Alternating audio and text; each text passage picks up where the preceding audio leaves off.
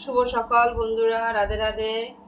আজকে দেখো, আজকে আমার মা কালকে একাদশীর ব্রত পালন করছে আজকেরা, তাই ফল বাজার এনেছে, তোমাদেরকে দেখাচ্ছি কি কি এনেছে। সেই সাথে আমরাও আজকেরা পালনটা করে নিচ্ছি। দেখো, কলা নিয়ে এসছে, দেখো পেঁপে নিয়ে এসছে, আপেল নিয়ে এসছে, এই যে আপেল, আর এই যে শসা নিয়ে এসছে, এই যে তরমুজ নিয়ে এসছে দেখো তোমরা, আর এই যে সাবু নিয়ে এসছে, বাতাসা নিয়ে এসছে। আর এটা কি ফল আমি বলতে পারছি না, তোমরা কমেন্টে লিখে বলে দিও। আর এটা আতা আতা ফল নিয়ে এসছে, আর এই যে খেজুর নিয়ে